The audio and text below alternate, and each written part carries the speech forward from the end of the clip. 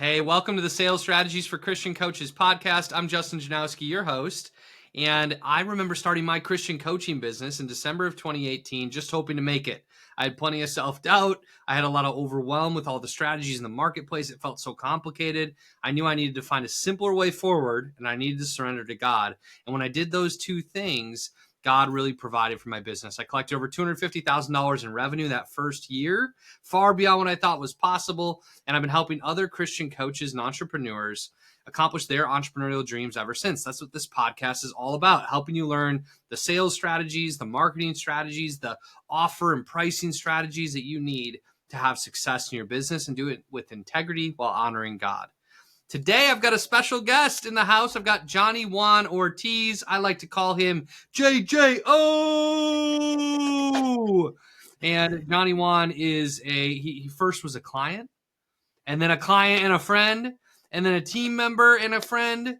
And just really value him and his family, his wife, Angie. They're amazing people, the best of the best. He's a great MC, a great speaker. He's a coach. He's a salesperson. He's got all kinds of goodness. And today we're going to talk in the podcast episode about bringing energy and fun to the work that you do and how that can lead to more sales. It can lead to more business. It can lead to so many good things in your entrepreneurial journey. Johnny, thanks so much for being on the podcast today. Man, I can't wait. I cannot wait. You know, they say the good things come to those who wait, man. And I'm here, buddy. I'm excited to be here and share what has been shared with me, and I want to share with you guys as well. So thanks for having me on here, Justin.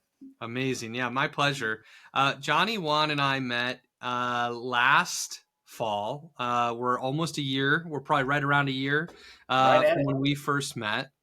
You listened to my podcast and then came to one of our webinars. And at the end of that training, you said, hey, you wanted some more help. And so we jumped on a call, and then we had a second call, and then we had a third call. And I think we were on the third call or the fourth call with each other and like thinking about a big decision, which is like the VIP private coaching day with me. That's a big investment. That's no joke. And so you took some time to consider and think about it between calls. And I remember we were on that third or fourth call, and I'd made the offer, and you're like, I don't know. I just think I might need a little bit more time to think about it. In my mind, I was kind of like, okay, maybe this just isn't going to happen. And then it was a few minutes later in the conversation that you were like, you know what? Let's just do it. And like, you just like flipped the script and you said yes. And it changed my life. Like getting to know you and being able to work with you and build with your family has changed my life in so many cool ways. Hopefully yours as well. Talk to us about that big moment of decision. What flipped for you on that call? Man, I tell you what, first of all, I remember hearing a speech a while back about, having the courage to say yes. And what comes from saying yes. Because a lot of times we say no. We say no to that next level because we're scared, because we're not sure. And yeah, I was a little nervous. It was a big investment, Justin. But, you have to always go back to, if not now, then when? There's never that perfect opportunity. It's those people that wait for the perfect opportunity that, we're just going to wait for the perfect temperature, the perfect time, the perfect season, but you know what? Sometimes you just have to step out in faith. I call it childlike faith. Mm-hmm. And when you step out in childlike faith, man, just knowing that God's got you. I love quotes. I really love quotes. One of my favorite quotes that I use when I'm right at that moment of making that decision is one from Corrie ten Boom, who said that, never be afraid to trust an unknown future to a known God. And I was like, you know what? If this is not a good decision, if it's not a good choice, then he'll let me know really fast. But I'll never know unless I make that decision. And man, has things changed since I made that decision. Wow. Never be afraid to trust an unknown future to a known God. That can call us forward in boldness and courage. I love that. And yeah, so much has happened. I mean, I feel like I've seen you really blossom, and you've had a lot of doors open, and you've been like emceeing and speaking at events and connecting with people and building your network in like a really incredible way since we started working together. And you've been like doing that work for us. You've worked as a salesperson on our team. You've worked as a networker. You've opened doors. Well, one of the things I'm really grateful for was you opening the door to some of the most amazing people I've met over the last year, including Tom Ziegler and Billy Cox. You open the door to those relationships. Those guys have been so valuable. Jacob Salem as well. you've helped me meet a lot of great people, and it's really grown our business. I'm curious, you have a knack for networking, for meeting people, building relationships, connecting people. Can you talk to us about that and how you do that strategically and thoughtfully? I honestly look for ways to collaborate with people that have the same values, the same mindset as I do, and even if I don't, one of the most interesting things that I learned from networking and especially social media is that you're no longer at that 6 degrees of separation. Hmm. You're literally one DM away. I remember having Bob Berg on my podcast, and he's the author or co-author of the book Endless Referrals, or The Go-Giver. Some people might be more familiar with The Go-Giver. And I just DM'd him. Some people have those Autobots, but this guy responded, and before you know it, we're on a podcast, and he's introducing me to other incredible people. Because the cool thing about incredible people is that they network with other incredible people. Yeah. And you just network. It's kind of like the monkey bars. You get on this one, then you go to that one. Before you know it, you have this network of just amazing, phenomenal, I spelled phenomenal a little different, phenomenal people that are just, looking to level up every single day. Billy Cox is one of them. Definitely Tom Ziegler, right? One of the most influential. He's the torchbearer of one of the most influential voices in personal growth and development history. His dad, Zig Ziglar. You've got Jacob Salem, who's making some big waves. You've got a lot of people out there doing some big things. And then you got this guy out of Milwaukee, Wisconsin out there doing some incredible. So here we are, man. Yes, sir. You talked about how when you're dealing with really incredible people, that they tend to lead you to more incredible people. And we've all heard that old quote that your network is your net worth. There's a truth to that, though. So much is true about the relationships you have and the significance that they have in your success. And what I've learned, when I have been introduced to really incredible people, when God's opened a door and I built a relationship with somebody who's super successful, far more successful than me oftentimes, when I'm talking to people who are like entrepreneurs, speakers, motivators, leaders who are earning millions of dollars or tens of millions of dollars a year, what I found from these people is that their currency, the currency that they deal in, is relationships. And they will do business almost exclusively with people that they know and trust. And they will learn who to know and trust based on the belief systems and the relationships of the people that are already in their network. And so when you show up with integrity and character and you add value and you aim to give first in those relationships, then those doors can be opened. And there is a momentum and a snowball effect to the right relationships. When I think about networking, sometimes, even as an extrovert and a confident person myself, I get a little nervous. I get a little anxious about the idea of networking. It's something that sounds really heavy to me at times. And I know a lot of our listeners probably feel the same way. Like, oh, sure, Johnny Juan, you can go out and network and meet people and do that thing because you're Johnny Juan Ortiz. You're JJO. But that's easy for you. It's not so easy for me. I'm curious, how do you bring energy to networking? How do you make it fun? And can you give us like one or two tips on what somebody listening to this, who maybe a newer entrepreneur, how can they effectively network and grow their relationships? That's a really good question, Justin, because a lot of people don't know this about me. And I was not always the extrovert I am now. As a matter of fact, I'm a self-proclaimed situational extrovert in the environment. I came out of a family who was, hardworking, two jobs, worked my way up through the restaurant business. And whenever I wanted more money, they're like, "Hey, you're going to have to go be a server." And I was like, talk to people? No, thank you.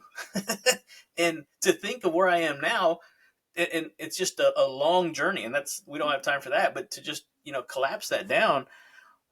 Whenever, I think it was Warren Buffett. Yeah, Warren Buffett, pretty good investor, you would think. He said that the greatest investment he ever made was in himself.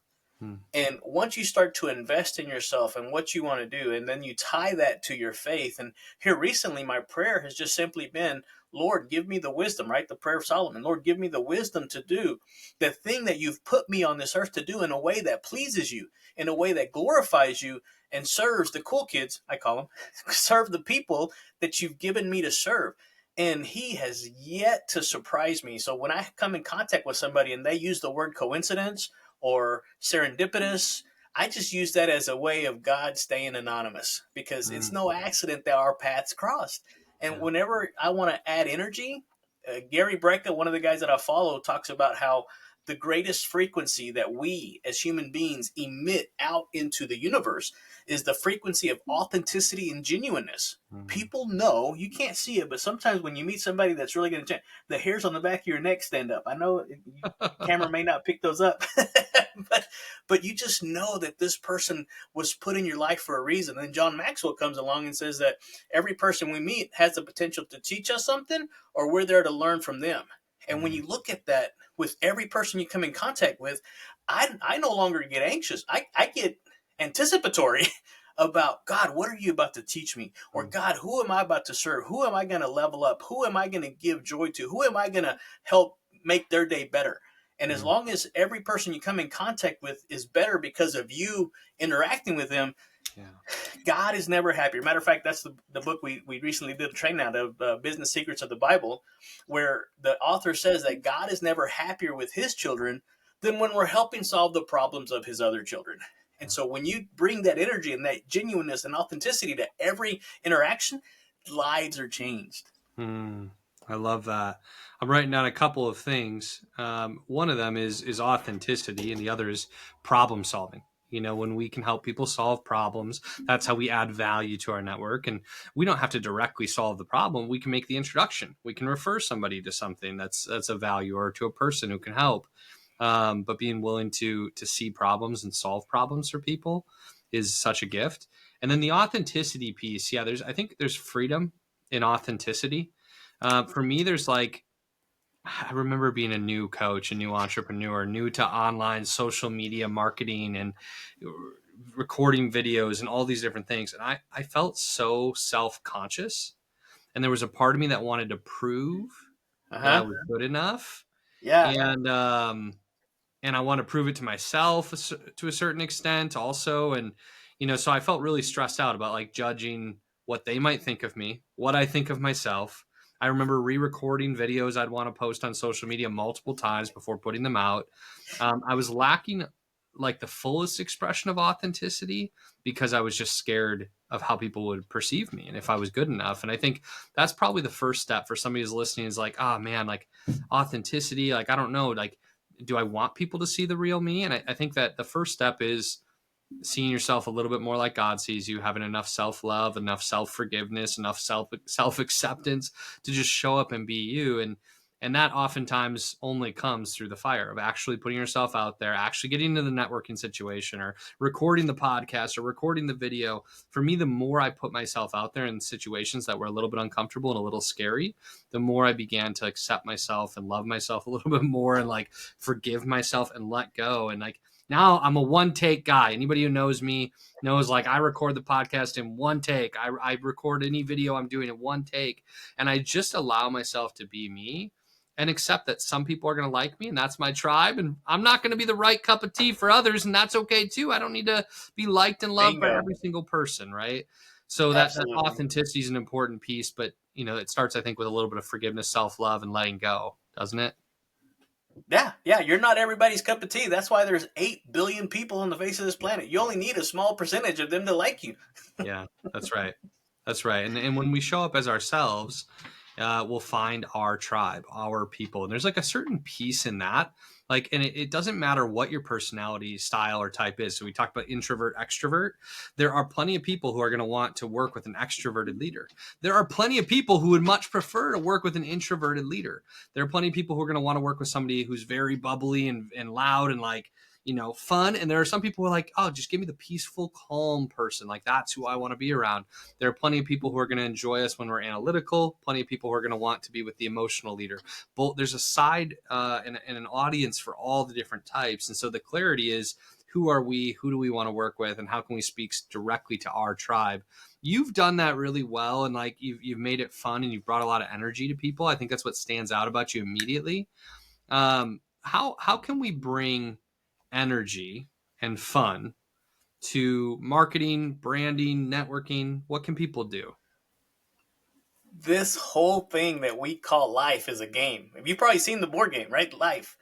And once we learn to gamify it, all of a sudden everything changes. I mean, if you think of one of my favorite video games going, early on was the Galaga. And you start out, at the first little bit, nobody's shooting, nobody's, firing back. It's just you going at it. And then they start firing back, and then you start leveling up, and then you have to kind of increase your skills. And life is no different. And the reality of it is that it's not that life gets any easier. That's where a lot of people are waiting for life to get easier. A lot of people are waiting for that perfect opportunity we talked about earlier. And when in reality, they're allowing procrastination to masquerade around in their lives as perfectionism. No, stop it. And so once you realize that life doesn't get easier, but that you get better, all of a sudden now you're able to handle some of the more difficult things that life's going to throw at you. Right? If you're not failing, right? That word fail is an acrostic in and of itself. First attempt in learning. And the more you fail, the more you succeed. And that's probably one of the biggest things I learned in life is that success and failure are not opposites. Failure is actually success's closest and nearest ally. And when you learn to gamify this and not take rejection personally, I think that's where a lot of people mess up. Oh, there must be something wrong with me. No, there's nothing wrong with you. You are made perfect, right? The Creator, He created you with complete perfectness. Your whole, everything is just the way He wanted it to be. Because how boring would this life be if everybody was identical? No, but you get out there and you realize that life is fun. Life is you can actually be yourself and not worry. People start to get sidetracked when they start to worry and think about how many people don't like them, when all they have to do is reframe that and see how many people do like them.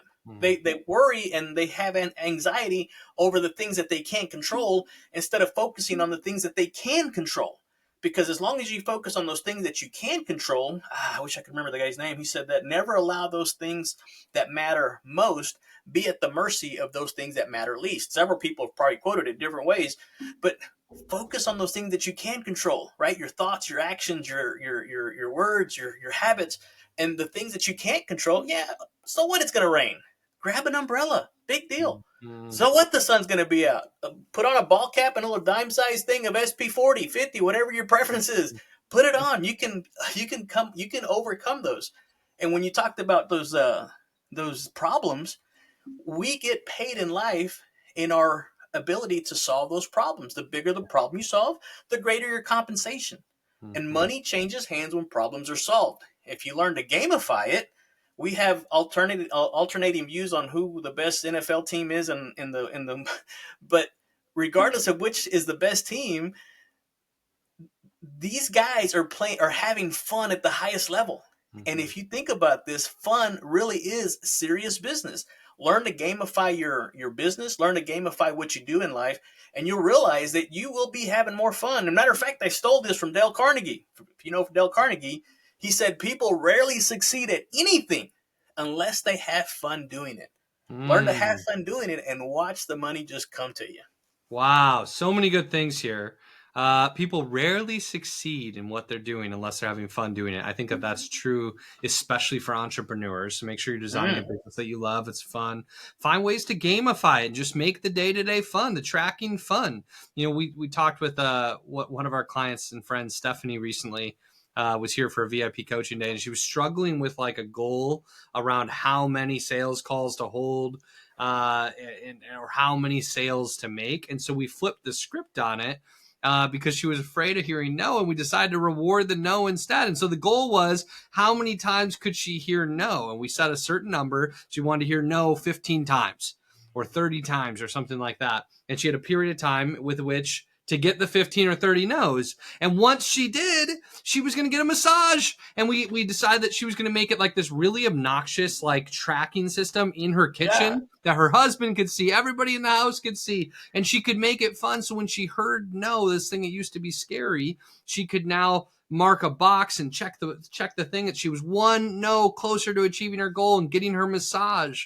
And that was a way that we gamified it for her and made it fun. But we had to flip the script on something that felt scary and turn it into something exciting and fun and good, as funny as it is, which fits right into what you were saying before about failure being success's closest ally, and that life doesn't get easier, you get better. Because the truth is, it's not like, you're 6 months from now, a year from now, you're probably not going to feel like it's easier to get on your first sales call. The only way getting on your next sales call becomes easier is if you've held sales calls before that one. And so when you hold 10 sales calls, you become better. So the sales calls don't get easier after 10. They don't get easier after 50. They don't get easier after 100. They do feel easier because you have gotten better. You've developed the skill set through the repetition. The failure has led to success. That's what's been true for me and so many that I know. And so you were just dropping bombs here on this. Life doesn't get easier. You get better. Failure is success's closest ally. How can we gamify this? How can we start to accept that this is part of the process and move forward, focusing on what we can control so that we can have more success over time? It's really good. Thank you for all that, Johnny Juan. I wrote one other thing, which is that you said life is more fun when you're yourself. And so for networking, sales, marketing, business building, just be you, and life's going to be a lot more fun in that kind of environment versus trying to be somebody else. This is really good. I want to ask you about two more things in the time that we've got. Yeah. One is you bring a lot of fun specifically to events. You MC a lot of conferences. You bring fun to virtual events, like even just a Zoom call. You bring an energy and a fun to.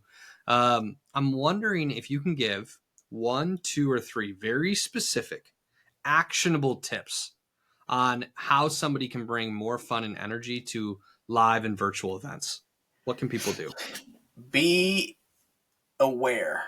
Awareness is so key. There's so many things happening behind the scenes, under the surface, that if you will pick up on these little nuances, for example, at the events, how I even got started into this, I noticed that there was a lull in between speakers.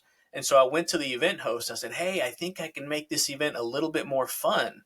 And he said, what are you thinking? And I told him, he's like, well, I already have an MC. I'm like, no, I'm talking about the MC, kind of in between. He goes, okay, well, let's give it a shot.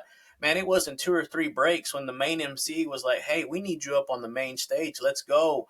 And then someone at that event said, hey, I want you to do that at my event. And then someone at that event then ended up in Chicago, Milwaukee, back to Dallas. And before you know it, we're doing this virtual things because you pick up from speeches that just finished, and you pick up on the next guy that's coming in. You're able to connect those. I call those the monkey bars, right? And you're just kind of connecting the dots. And before you know it, those transitions are so key. And it doesn't make it awkward. It keeps the momentum flowing. And when your momentum is flowing and people are feeling the energy and there's a vibe and they're picking that up, right? I kind of learned this in church. What's on the platform, when it gets out into the pews, you have church. And so at an event, it's no different. When you get out there and you really just let your light shine, we're not talking about an LED, we're talking about a torch. When you're out there letting that flame of yours, that gift, that spirit that God put inside of you, right? And it go back to 2 Timothy 1:7, where God has not given us the spirit of fear, but of power and of love and of a sound mind. And if you go back to, we talked about gamifying it, understanding that God is love and perfect love casts out all fear. You're out there just a kid in a sandbox having a blast. And yes, it does pay pretty good, Justin. It does pay really good. But you're able to do that in an event, whether it's virtual, whether it's in person.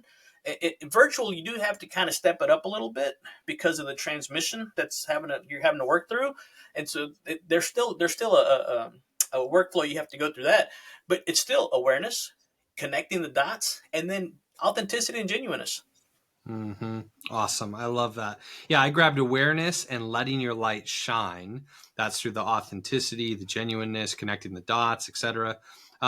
So when we think about people showing up on Zoom, yeah, same thing, awareness. One of the things that I try to do when we have bigger group Zoom calls is see when people enter the room and acknowledge them, and just thank them for being there and speak their name, have an awareness of like what's going on in the room. And this can be a little bit hard when we're trying to teach and talk and share, but the more we can have awareness and speak people's names and use people's examples, like that's going to allow us to connect with people. And then just letting your light shine, which comes back to that authenticity, being you, just being the person that God made you to be. I think there's so much freedom in that. And again, it becomes easier because we become better the more we aim to do that. The last thing I want to ask you about is sales specifically. So you've had a lot of success in sales in your life. You've done sales in a number of different industries. Right now you're doing high ticket coaching sales. What are 1, 2, or 3 tips or keys that you'd recommend a newer coach to a kind of intermediate coach who's looking to build their business? They want to get to 6 figures plus. What are 1, 2, or 3 sales techniques that they could implement right away to have more success? I love this question because I was pretty good in sales when I first got into it. I got into it by accident. I was 19 years old, coming out of the restaurant business. Somebody had came and I was their server, and they're like, "Man, you would be great at sales." And I'm like, "What do you mean sales?" "Oh, we do this. We do these sales things over here, so and so." And I was like, "Well, how does that work?" Like, "Well, when we sell this, we make X amount." I'm like, "Wow, that's really good money." "What if you don't sell something?" Like, "Oh, we don't get paid anything." That's before all the whole laws changed. I was like, "That's a dumb idea. No, I'll stay right here." Let's see. No. Anyway, well, I got into it. Now, having been in it for over 30 years, I've now come to the realization that the biggest sell that we have to make is to ourselves. We have to sell us, on why we showed up on this earth to do the thing that we were put on this earth to do. And once you're sold on why you're doing what you're doing, how you're doing it, as my coach says, gets transformed into multiple doors of opportunity, because now you're looking for those opportunities. Even when they show up disguised as problems, the opportunity, right? Every seed has within itself the seed of its own. Every problem has within itself the seed of its own solution, but you can't find what you're not looking for. And once you understand that, all of a sudden, it's like what I learned in the restaurant business. You know the recipe. You've cracked the code. And once you know the recipe, step 1, step 2, step 3, right? Right here is when you mix in the eggs. Right here's when you put in the batter. Right here's when you set the temperature to pre-cook it. You put it in there. You put it in for a certain amount of time. Don't take it out too early. Don't leave it in too long. Take it out right at the perfect time, and you get the results you're looking for. But it doesn't happen unless you follow the steps. You follow the process. You stick to the recipe. And once you get that recipe down, I was always taught sales is 3 things. A, make a friend. Number 2, uncover a need. Make a friend, uncover a need. And number 3, transfer an emotion. Sales is an emotional thing. You can try to do it logically, but you're going to find out that you're going to get a lot of "let me think about it," or "I'll call you back." "Don't call me." No. So make a friend, uncover a need, transfer a feeling. And then later on in life, I understood. My coach taught it to me this way: sales is nothing more and nothing less than asking a series of questions in a specific sequence to uncover an underlying issue. And so when you're able to uncover that issue, you're able to identify the problem, and then you go to solve that problem. All of a sudden, money changes hands when problems are solved. And you understand that at the height of it, or at the highest level, you're a professional problem solver. And these people, when you think about sales is not something you do to someone. When done with high morals and high ethical values and courage, you realize that sales is something you do for someone. Because there's a lot of people that I've sold cars, homes, finances, whatever it was, that are still enjoying those products and those services, and I've already gone through the money. So who was the real winner, right? They did. Right. And you're able to do that. So uncover a need, or make a friend, uncover a need, transfer a feeling, ask questions, and just know that it's something you're doing for somebody. Because when you do it, when you share with them the truth and love, and you're showing how your product, your service will actually help solve whatever problem they're going through, then it's just a matter of exchange of value. The problem, whatever you're offering, has greater value than the money that they have. And so there's an exchange of value right there. And going back to the quote, you know this one, right? You can have everything in life you want if you'll help enough other people get what they want. And just, I mean, that's where it gets really fun. Yeah. So good. So good. You did something that I know I've done before, which is that you said A, and then you said number 2, and you like kind of mixed the letters and the numbers when you were given like the steps to this, which I love. And it made me immediately think of Home Alone and Kevin in Home Alone. Some people are going to know this scene. He says, okay, A, and he makes his point. And then he's like, 2, and makes his point. And then he's like, and D, and he switches back to the letters, but skips C. He's like, A, 2, and D. And anyways, you caught me with that. I love that. I think that's so fun and funny when our brains do that. But I also took really great notes on how we can be great at sales. And I got kind of 2 processes from you. The first was 4 steps, and the second was 4 steps. The first one was to be great at sales. We need to, number 1, sell your mission, your vision to yourself. And once we want it, once we buy it, once it's important enough to us, we'll behave in a different way. Number 2 was to solve problems. Number 3 was to know the recipe, to learn or know the recipe. To sales, just like anything else, we need to have the right recipe. And then number 4 was simply to follow the steps of the recipe. Just like do what we know we're supposed to do again and again. And ultimately, that's what Faith to Influence is all about. It's about helping people discover their vision, the direction they want to go, the mission that they're on, helping them learn how to solve a problem in a meaningful way, and then teaching the recipe, exactly what to do to make sales consistently, and then help people actually take the action again and again and again to get the result. And then you talked more specifically about the actual sales process, and you had 4 things there. So somebody's taking notes, like this is a good time to pause, scribble down the notes, take these in columns if you want. But number 1, or A, make a friend. B, discover or uncover a need. C, have a transfer of emotion. And D, once again, was like solve a problem. Help them solve a problem. Like that's ultimately what it's about. And that's objection handling is about that also. It's all about solving problems. When we do this, we're going to have a lot of success. Johnny Juan, this is so good. Thank you so much for sharing a lot of wisdom with us today. If people are loving this and they want more Johnny Juan Ortiz in their life, where can they go? How can they follow you? Man, easiest way to connect is just go to Johnny Juan, JOHNNY, JUAN.com. JohnnyJuan.com. You can find me there. Find me on all the different social media platforms. You can go to YouTube, Facebook, Instagram, LinkedIn. TikTok is out there. Don't do a whole lot, but I'm dabbling in that one. So love to connect. Find him on social media, Johnny Juan Ortiz, or on JohnnyJuan.com. Johnny, thank you so much. Additionally, Johnny is regularly with us on Wednesdays. We do a really cool weekly masterclass where we're teaching people how to land more coaching clients. And you can join us for that free training at landcoachingclients.com. We're going to help people rewire and change the way they feel about sales. We're going to give them strategy on how a little bit of the recipe we were talking about before on how to hold a sales call, how to build a marketing system, how to have more success. That's landcoachingclients.com.